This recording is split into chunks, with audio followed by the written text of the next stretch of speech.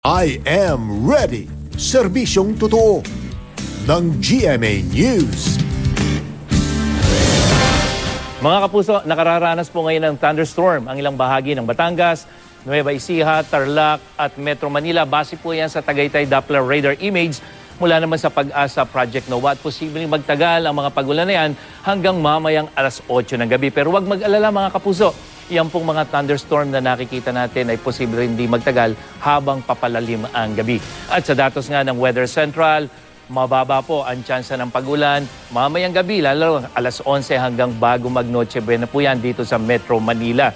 Pero yung 9 o'clock at 10 o'clock, medyo 50% po yan. At bukas, mismong araw ng Pasko mga kapuso, posibleng maging makulimlim at makaranas ang hanggang katamtamang pagulan ang Palawan, buong Visayas, kasama yung Bicol Region dyan sa Luzon at malaking bahagi po ng Mindanao, Davao, Caraga at Northern Mindanao regions.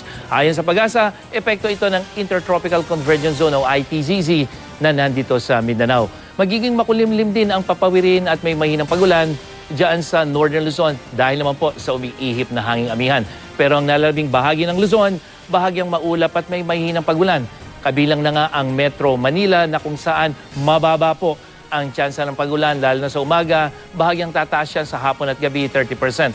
Pero yung pong ating init factor, 35 degrees Celsius mga kapuso, kaya maalinsangan pa rin po yung ating pakiramdam bukas. At sa Visayas, magiging mas makulimlim dito sa eastern section habang posible ang katamtamang ulan dito sa gitnang bahagi tulad po dyan sa may Tagbilaran. At dahil sa epekto pa rin ng ITZZ, magiging maulap ang malaking bahagi nga ng Mindanao bukas, kaya po dapat maging I am ready sa mahina hanggang tamtamang pag-ulan at thunderstorm. Posible namang umabot sa mahigit 4 na metro ang taas ng alon sa mga seaboards of Northern Luzon, Eastern Seaboard of Central at Southern Luzon, maging sa Eastern Seaboard ng Eastern Visayas dahil pa rin po sa malakas na hanging amihan. Kaya sa mga gumagamit ng maliliit na sakyang pandagat, iwasan po muna ang maglayag sa mga bahaging ito ng dagat. At yan ang ating ulat panahon. Maligayang Pasko mga kapuso.